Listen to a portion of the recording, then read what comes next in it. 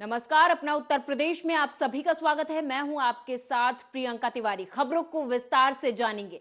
मिर्जापुर से खबर है, जहां पर आपको बता दें कि मिर्जापुर में बिजली विभाग की लापरवाही से महिला एक्शन कार्यालय में बेहोश हो गई। आपको बता दें कि बिजली विभाग का चक्कर लगाते लगाते महिला अचेत होकर गिर गई और बेहोशी की हालत में, हालांकि जब आसपास के लोगों ने उस महिला को देखा तो उसे तुरंत तत्काल प्रभाव से इलाज के लिए ले जाया गया।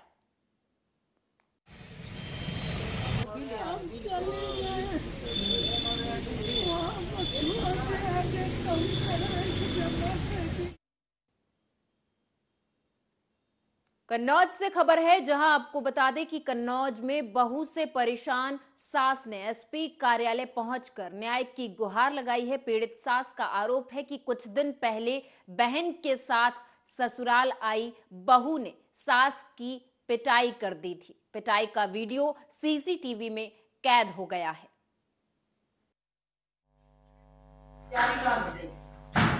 ये बहू हमारे 13 महीने से अपने मैके में रह रही थी और हमारे यहाँ आई अपनी बहन को लेके, तो पूनम अवस्थी रुचि अवस्थी दोनों ने हमको घर में घुस के खूब मारा पीटा। और हमने जब कहा कि तुम्हारा तलाक का मुकदमा चल रहा है तो बेटा जब वहाँ से हो कोर्ट से तब अपना आना, अभी नहीं आओ। तो हमको इतने हाथापाई कर दी, दोनों बहनें चिपट के मारने लगी, मेरी चैन छीन ली और हमको बोलता है कि फिर घसीट के दरवाजे के बाहर ले गए। फिर दरवाजे के बाहर ले जाके घसीट कर खूब मारा हमें, गिरा कर। पूरे मामले से पुलिस को अवगत कराया? पुलिस को हाँ, पुलिस को सब जगह गई, कोई पुलिस सुनवाई नहीं हमारी। कितने दिन हो गए? 11 तारीख की घटना है, हर किसी के पास गए, कोई नहीं।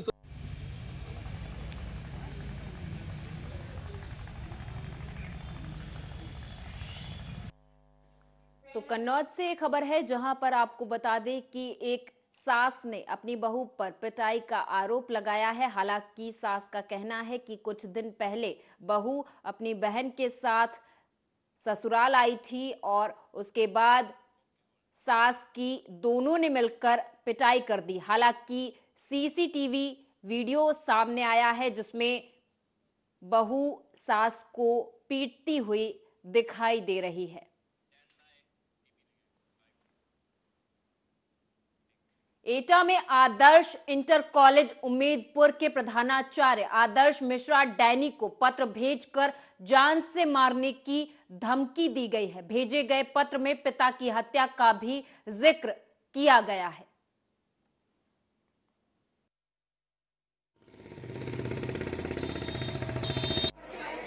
आज जब मैं विद्यालय पहुंचा तो प्रार्थना होने के बाद आज कोहरे की वजह से कोई बच्चे लेट हुई थी।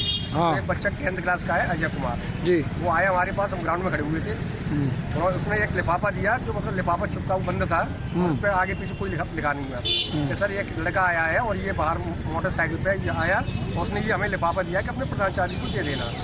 जब मैंने उस लिफाफे को खोल के देखा तो उसमें एक धमकी भरा पत्र था कि तुझे जान से मार देंगे, तू आजकल बहुत बड़ा नेता बन रहा है और तेरी हरकतें बहुत बढ़ती आ रही है, इस तरीके की कुछ धमकियाँ थी। तो उसी चक्कर में सॉफ्ट रह गया। फिर मैंने जाके सखी थाने जाके फेरी।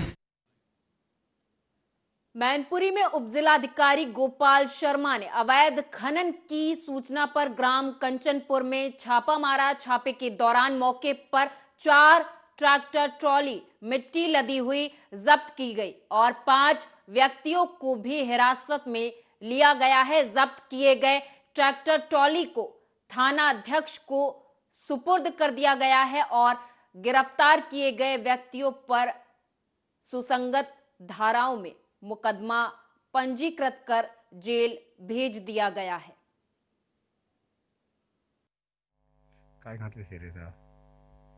सर, बीती रात जो आपने कार्रवाई की है, अवैध खनन जो ट्रैक्टर पकड़े हैं, इस संबंध में किस तरीके की कार्रवाई करी आपने? कल दिनांक 19 दिसंबर 2022 को हमको लगभग रात में 11 बजे ये खबर मिली कि ग्राम कंचनपुर में जेसीबी के माध्यम से अवैध जो मिट्टी है उसको खोद करके मृदा खनन का कार्य वहाँ किया जा रहा है।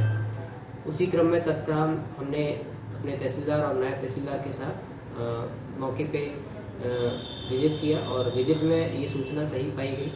उसी क्रम में वहाँ पर हमने 4 ट्रैक्टर ट्रॉली जो कि बालू से या मिट्टी से लदी हुई थी उनको पकड़ा, और पकड़ने के बाद उनको मैं चालकों सहित चालकों को गिरफ्तार करके थाने में है अभी, और उनको सभी को जेल भेजने की कार्रवाई की जा रही है। सबको जेल भेजा जाएगा, और जो मिट्टी खनन है उसकी सुपुर्दगीनामा हमने थाने में दे दिया है, और इसके बारे में संबंधित अधिकारियों को भी हम अवगत। रायबरेली से खबर है, बता दें कि बेखौफ दबंगों का आतंक लगातार जारी है। रायबरेली में बता दें आपको कि उधारी का पैसा मांगने गई महिला पर दबंग ने तमंचे की बट से हमला कर दिया, तो वहीं इस दौरान महिला बुरी तरह से घायल हो गई है, जिससे अस्पताल में स्थानीय लोगों ने भर्ती करवा दिया है। पूरा मामला, मैंने पैसा मांगने गए थे उनसे, 109 कट्टी गेहूं बेचा था, आज 3-4 साल हो गए। फिर पहले गाली दिया, उसके बाद हमारी लड़की का उनकी माँ डंडा लेके बैठी थी, उसके बाद वो कट्टा लेके निखारे हमारे बेंटा के भल मारा।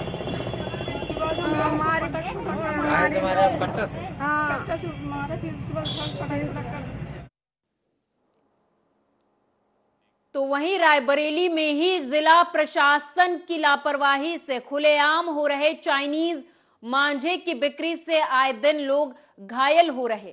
बता दें आपको कि चाइनीज मांझे के चपेट में आने से ड्यूटी कर रहे रेलवे कर्मचारी गंभीर रूप से घायल हो गए हैं। ड्यूटी से ऑफिस से वापस आ रहे थे मेरे हस्बैंड, और चाइनीज़ मांझे से इनके गले में चोट आई है। ये ओवरब्रिज से उतर रहे थे ITI वाले, वहीं पे ये हुआ है हादसा। तो हम बस ये चाहते हैं कि इस पर कार्रवाई हो तुरंत, कि चाइनीज़ मांझा खरीदना और बेचना दोनों रोका जाए, बिल्कुल उस पर बिल्कुल बैन हो, क्योंकि आज इनके साथ हुआ है, कल किसी और के साथ भी हो सकता है। इस पर बिल्कुल तुरंत सख्त कार्रवाई की जाए, इसको तुरंत बंद करवाया जाए। All India rural bar association के राष्ट्रीय अध्यक्ष ज्ञान प्रकाश शुक्ल ने कोर्ट में अपनी याचिका दाखिल कर कहा कि पाकिस्तानी विदेश मंत्री बिलावल भुट्टो के द्वारा भारतीय प्रधानमंत्री नरेंद्र मोदी के खिलाफ घोर आपत्तिजनक अपमानजनक टिप्पणी की गई, जिससे भारत के लोगों में आक्रोश व्याप्त है। वहीं बता दें आपको कि पाकिस्तान की मंत्री शाजिया मर्री के द्वारा भारत को परमाणु हमले की चेतावनी भी जेनेवा समझौते के अंतर्राष्ट्रीय कानून का पाकिस्तान के द्वारा सरासर उल्लंघन किया गया है, ऐसे आरोप लगाए गए। इस दौरान पाकिस्तान के खिलाफ जमकर नारेबाजी भी की गई है। सर, क्या कुछ नाराजगी और किस लिए आप लोगों ने इस तरीके का आंदोलन किया? आज हमने all India rural bar association की तरफ से पाकिस्तान के मौजूदा विदेश मंत्री बिलावल भुट्टो और वहाँ की कैबिनेट मंत्री शहबाज सरकार की आजिया मर्री के खिलाफ एक यहाँ पे पिटीशन दाखिल किया सिविल कोर्ट लालगंज में, जो आउटलाइन कोर्ट है प्रतापगढ़ की लालगंज। बिलावल भुट्टो ने एक बयान दिया था कि भारत के प्रधानमंत्री और भारत देश के प्रति आपत्तिजनक बयान था, उसको कोट करना उचित नहीं होगा। ये पूरी तरीके से भारत की राष्ट्रीय अस्मिता पर एक विदेशी, जिसे हम शत्रु राष्ट्र मानते हैं, उसके द्वारा एक आक्रामक बयान दिया गया। इससे पूरे भारत में आक्रोश है। वहाँ की मंत्री आजिया मर्री ने कहा कि परमाणु बम हमने इसलिए बनाया है देखने के लिए नहीं, परमाणु अटैक की उन्होंने धमकी दी भारत को। तो इससे भारतवासियों बहुत गुस्सा है। प्रधानमंत्री सर्वमान्य होते हैं। बुलंदशहर के कस्बा पहासू में पठान मूवी के विरोध में हिंदू युवा वाहिनी के कार्यकर्ताओं ने शाहरुख खान और दीपिका पादुकोण के पुतले को फूंका। इस दौरान हिंदू युवा वाहिनी के कार्यकर्ताओं ने पुतले के ऊपर खड़े होकर जमकर नारेबाजी भी की। वहीं हिंदू युवा वाहिनी के कार्यकर्ताओं ने पहासू थाना प्रभारी को राष्ट्रपति महोदय के नाम ज्ञापन सौंपा है। ये शाहरुख खान द्वारा एक मूवी बनाई गई है जिसका नाम है पठान। उसमें हमारे जो पवित्र संत सनातन धर्म में बताया गया है भगवा वस्त्र, उसका उपयोग किया गया है गाने के अंदर, और उस गाने का नाम है बेशर्म रंग। हमने इसलिए आज उसका शाहरुख खान का पुतला फूंका है। अगर कोई हमारे धर्म का, हमारे भगवा रंग का अपमान करेगा तो हम उसे बिल्कुल भी बर्दाश्त नहीं करेंगे। और आगे भी हम वार्निंग देते हैं, अगर ऐसा कोई करेगा, हमारे धर्म का, हमारे भगवानों का मजाक बनाएगा तो हम उसका पुरजोर विरोध करेंगे और उसकी पठान मूवी को उत्तर प्रदेश या कहीं पे भी हम चलने नहीं देंगे। अच्छा, एक ज्ञापन भी दिया है आपने, तो ज्ञापन किसके नाम दिया है? ज्ञापन दिया हमने राष्ट्रपति महोदय के नाम, कि वो जो ये पठान मूवी है उसको कहीं भी भारत में ना चले और वो बैन की जाए। रायबरेली में संदिग्ध परिस्थितियों में एक किशोरी ने फांसी लगाकर आत्महत्या कर ली। हालांकि बताते चले कि पूरा मामला शहर कोतवाली क्षेत्र के अंतर्गत मनसा देवी मंदिर के पास का है, जहां एक 17 वर्षीय किशोरी ने आज सुबह फांसी के फंदे से लटककर अपनी जान दे दी। किशोरी की मौत से परिजनों में कोहराम मच गया है, तो वहीं मौके पर पहुंची पुलिस ने हालांकि शव को कब्जे में लेकर पोस्टमार्टम के लिए भेज दिया है।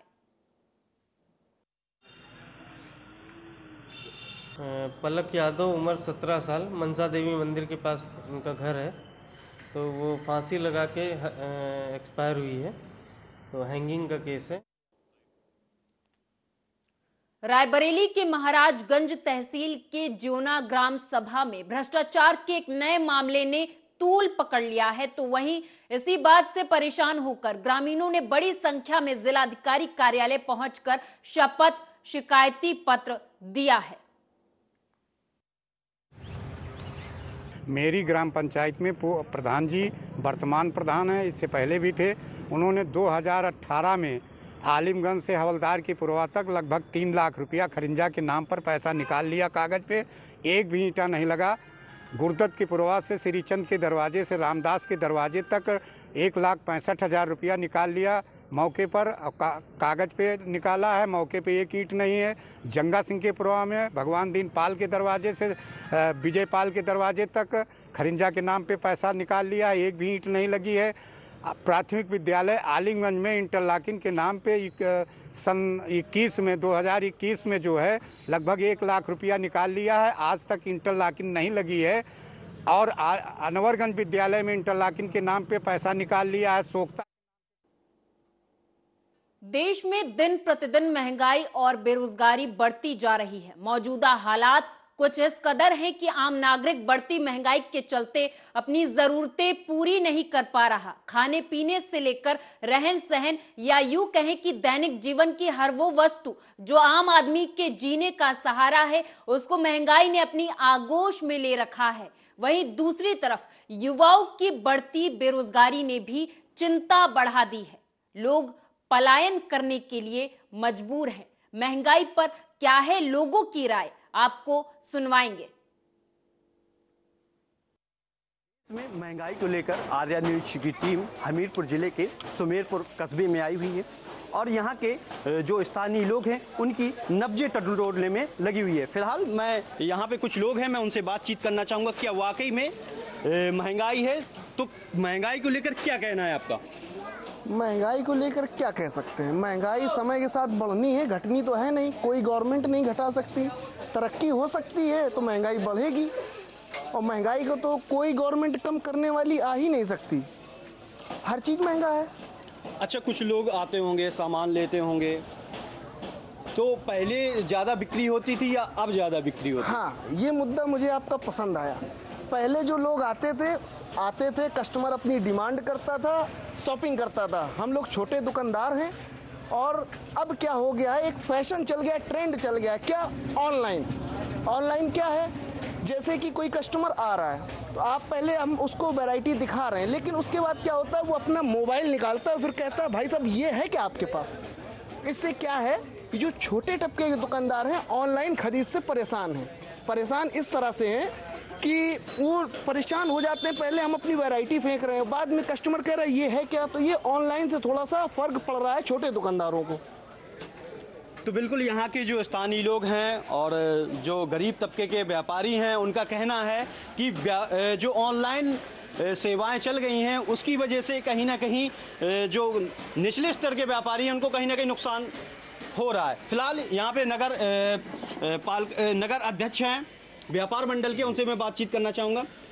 ODOP चलाया गया था सरकार के द्वारा, जिसमें जो है यहाँ की सुप्रसिद्ध चमड़ा उद्योग से संबंधित सामान को जो है बेचा जाता है और जूती उद्योग भी उसमें जो है शामिल है। क्या कहना चाहते हैं इसके बारे में? क्या उनको लाभ मिल पा रहा है? नहीं, बिल्कुल भी लाभ नहीं मिल पा रहा है। उनको एक प्रदर्शनी में भी बुलाया गया, कई हथकरघा प्रदर्शनियों में भी बुलाया गया, प्रदर्शनी में गए, लेकिन स्थानीय और धरातल पे जो कार्य होना चाहिए जूती उद्योग को लेके, जो आज भी हमारे कस्बे के व्यापारी उनसे वंचित हैं। सिर्फ उनको एक आश्वासन दिया गया और जगह जगह बुलाया गया, लेकिन उन पर धरातल पर आज तक जूती उद्योग व्यापारियों के प्रति कोई भी कार्य नहीं किए गए। आज भी वो सब्जी मंडी के अंदर अपने व्यवसाय को उसी स्तर पे कर रहे हैं जैसे पहले करते थे। ना ही उनको किसी प्रकार की सुविधाएं दी गई हैं, ना ही किसी प्रकार की बात है। महंगाई को लेकर क्या कहना? महंगाई तो स्वाभाविक ही, देखिए सिलेंडर कहाँ पहुँच गया, कड़ू तेल कहाँ पहुँच गया। ये एक रोजमर्रा की जिंदगी जीने वाला व्यक्ति किस तरह अपना गुजारा कर रहा है, ये तो उसके जाके परिवार के उसके परिजनों से पूछा जाए तो एहसास होगा सरकार को और यहाँ के प्रतिनिधियों को, यहाँ के राजनेताओं को। कहने का सीधा सा फंडा है कि जो व्यक्ति रिक्शा चला रहा है, जो व्यक्ति ठेलिया झेल रहा है, उनसे पूछिए महंगाई क्या है। बाजारों में सन्नाटा पड़ा हुआ है। हर छोटा बड़ा व्यापारी एक एक कस्टमर की राय देख रहा है। ये ऑनलाइन व्यापार से, जैसे हमारे व्यापारियों का दर्द है, ऑनलाइन व्यापार से सारी चीज़ें प्रभावित हो रही हैं। जो थोड़ा बहुत व्यापार है वो ऑनलाइन की वजह से चौपट हुआ है। बाकी महंगाई की मार इतनी ज़्यादा है कि मार्केटों में सन्नाटा है। आप भी देख पा रहे होंगे, दुकानें सजी हुई हैं, लेकिन शायद किसी दुकान में 1 से 2 कस्टमर हो। बिल्कुल, तो जैसा कि इन्होंने भी कहा कि जो ऑनलाइन सेवाएं चल गई हैं, जिसके माध्यम से लोग हैं आते हैं और दिखाते हैं कि ये चीज़ सस्ती है, फिर भी जो है आप हमें महंगा दे रहे हो। तो कहीं ना कहीं जो ग्रामीण और कस्बे के स्तर के लोग हैं वो कहीं ना कहीं ऑनलाइन सेवाओं का इसलिए लाभ ले रहे हैं क्योंकि वहाँ पे चीज़ें सस्ती मिल रही हैं। तो जिससे जो मध्यम वर्ग का व्यापारी है वो कहीं ना कहीं पिस रहा है। फिलहाल कुछ और भी लोग हैं, बातचीत करना चाहूँगा। क्या कहना है आपका जो है महंगाई को लेकर? सर महंगाई तो बहुत ज़्यादा है, उसके लिए तो आप क्या बताएं। सिलेंडर आज की डेट में 1130 रुपये का मिल रहा है। उसमें आप देखिए जो सब्सिडी बोलते थे इतना देंगे उतना देंगे, सब्सिडी के नाम पे कुछ नहीं है। तो महंगाई का वो स्तर है कि एक गरीब आदमी अपनी जीविका कैसे जी रहा है, अपने परिवार को कैसे पाल रहा है, ये वही जानता है। आप और हम उसका दर्द नहीं समझ सकते और ना ही सरकार समझ रही है। अन्यथा सरकार कहीं ना कहीं कटौती करती। आप चाहे पेट्रोल ले लीजिए, डीजल ले लीजिए, गैस सिलेंडर ले लीजिए, खाने की सामग्री, दाल तेल कुछ भी लीजिए, हर चीज़ में एक अनलिमिटेड महंगाई है। क्या कहना चाहेंगे सरकार से गुजारिश करेंगे सरकार इन चीज़ों पे ध्यान दे और महंगाई को कम करने की कोशिश करे जितना कम कर सकती है। बिल्कुल, और भी कुछ लोग हैं, मैं उनसे बातचीत करना चाहूँगा। क्या नाम है आपका? राहुल। अच्छा, महंगाई को लेकर क्या कहना? बहुत ज्यादा महंगाई सब चीज में महंगाई है, बेरोजगारी। आप एक युवा हैं, इधर के लोगों को नहीं मिल रहा है नौकरी, इधर के लोगों को नौकरी नहीं मिल रही है, बाहरी लोगों को नौकरी मिलती है और 8-10 हज़ार में उससे भी क्या करेगा कोई। महंगाई इतनी ज्यादा है और इधर के लोग को नौकरी नहीं मिल रही, देश परदेश भाग रहा है इधर के लोग। बिल्कुल सही कह रहे हैं भैया। ये हमारे कस्बे में उद्योग क्षेत्र का हब बनने जा रहा है। कई बड़े बड़े प्लांट लगे हुए हैं, हिंदुस्तान लीवर, रिमझिम, हंस, ना जाने कितने प्लांट लगे हुए हैं, लेकिन स्थानीय स्तर पर स्थानीय लोगों को कोई भी परसेंटेज नहीं है। सब बाहरी लोगों को यहाँ पर नौकरी दी जा रही है। हमारे कस्बे का पढ़ा लिखा युवा इंटर में BA फाइनल करे, वो गुजरात अहमदाबाद की सड़कों की धूल खा रहा है, लेकिन हमारे कस्बे में उद्योग का हब होने के बावजूद भी हमारे ग्रामीण क्षेत्र के, हमारे कस्बे के लोगों को किसी भी प्रकार का रोजगार नहीं है। ये दर्द है हमारे कस्बे वासियों का, हमारे क्षेत्रवासियों का। हम लोग अपने जनप्रतिनिधियों के से अपील करते हैं, मांग करते हैं कि कम से कम अगर इस बेरोजगारी को दूर करना है तो हमारे कस्बे में ही इतने बड़े बड़े JK प्लांट, हिंदुस्तान लीवर, रिमझिम, हंस, जूही आदि कई ऐसे प्लांट हैं जहाँ पर अगर आप कहें तो 20 से 25% अगर हमारे क्षेत्रीय लोगों को वहाँ रोजगार देने का कार्य किया जाए तो ये बेरोजगारी कहीं तक हमारे क्षेत्र की दूर हो सकती है। क्या कारण है जो कि स्थानीय लोगों को जो है ये कंपनी वाले जो इंडस्ट्रियल एरिया के लोग हैं वो नहीं लेते हैं? मैं बिल्कुल स्पष्ट कर दे रहा हूँ, ये मल्टीनेशनल कंपनियां हैं, अंग्रेजी हुकूमत की तरह अपनी कंपनियों को चलाना चाहते हैं। ठीक, इनको डर रहता है कि अगर स्थानीय व्यक्ति यहाँ पर कार्य करेगा तो आज दिन कोई बात होगी, ये उनके ऊपर अपनी हुकूमत नहीं चला पाएंगे। और सबसे बड़ा धिक्कार हमारे यहाँ के जनप्रतिनिधियों पे है। हमारे यहाँ के जनप्रतिनिधि जो भी बने या जो हैं वो उनकी उदासीनता है कि उनके क्षेत्र के लोग आज भी बेरोजगार हैं, पढ़े लिखे होने के बावजूद बेरोजगार है। अगर यहाँ का जनप्रतिनिधि चुनाव के समय जो लोगों से वादा करता है, अगर उनको धरातल पर चुनाव जीतने के बाद पूरा करे तो हमारे कस्बे से, हमारे बुंदेलखंड क्षेत्र से बेरोजगारी नाम की चीज खत्म हो जाएगी। बिल्कुल, और भी कुछ लोग हैं, मैं उनसे बातचीत करूंगा। क्या नाम है आपका? मेरा नाम सौरभ गुप्ता है।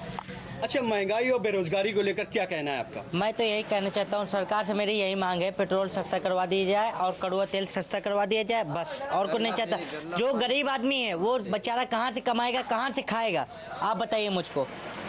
अच्छा, बेरोजगारी भी एक मुद्दा है, क्या कहना चाहेंगे? इतनी फैक्ट्री हो चुकी है, भरुआ के लोगों को फैक्ट्री में नौकरी नहीं मिलती, बाहर के लोगों को नौकरी मिल जाती है, ऐसा क्यों है? मैं सरकार से ये कहना चाहता हूँ।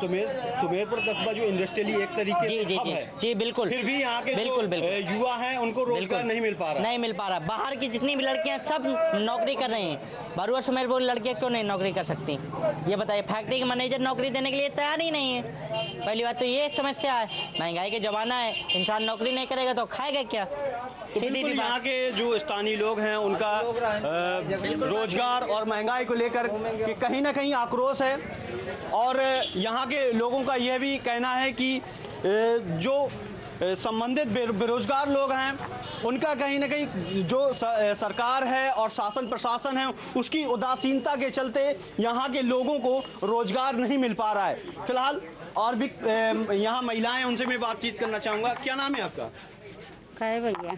अरे बात कर लो। अच्छा, बिल्कुल, और भी यहाँ पे कुछ लोग हैं, बातचीत कर लेंगे। क्या नाम है आपका? अच्छा, यहाँ पे महंगाई मुद्दा बनी हुई है, बेरोजगारी भी है, क्या कहना चाहेंगे? महंगाई तो आप सब जानते ही हैं, हर व्यक्ति जानता है कि जो पढ़े लिखे करके मजदूरी कर रहा है उसे खाना मुश्किल हो गया है। रोजमर्रा का काम है ये तो जो पैसे वाले हैं और देखा जो व्यापारी मध्यम वर्गीय व्यापारी है, ऑनलाइन व्यापारी ने मध्यम वर्गीय व्यापारी को तोड़ दिया। और इधर अभी सरकार छापे भी डलवा रही है, GST के कहीं कुछ तो दुकानदार दुकान बंद करते हैं। सारी समस्या दुकानदार भी जो मध्यम वर्गीय दुकानदार है वो भी पिछड़ा है समय पर ऑनलाइन व्यापार के चक्कर से।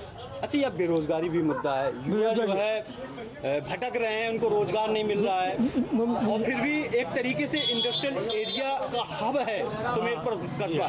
क्या कारण है कि यहाँ पे लोगों को जो है, युवाओं को रोजगार नहीं मिल रहा है?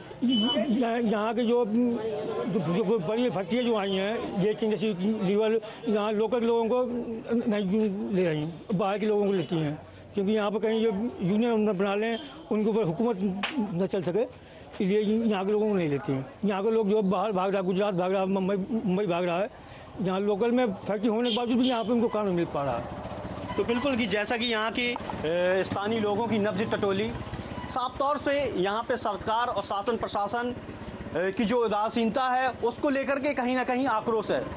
फिलहाल हमारी जो ये यात्रा है आगे भी जारी रहेगी। कुलदीप के साथ सत्यम सिंह, हमीरपुर। लखनऊ से खबर है, बता दें कि रैन बसेरों की व्यवस्थाओं का मुआयना करने के उद्देश्य से जिलाधिकारी फील्ड पर निकल गए। बता दें कि जिलाधिकारी लगातार निरीक्षण कर रहे हैं, तो वहीं KGMU निरीक्षण के दौरान रैन बसेरे के दरवाजे बंद होने के कारण जिलाधिकारी सख्त हो गए और कड़ाई से निर्देश देते हुए कहा कि किसी भी दशा में रैन बसेरों के दरवाजे बंद नहीं होंगे।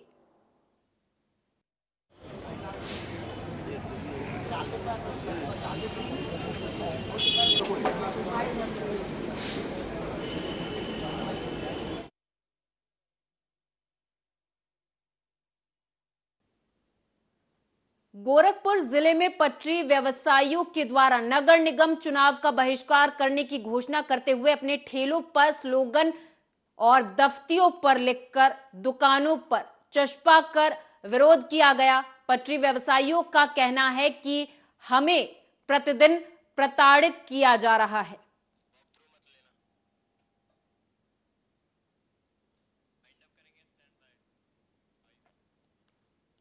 और इसी के साथ इस खास पेशकश में मेरे साथ बस इतना ही। आप देखते रहें आर्या न्यूज।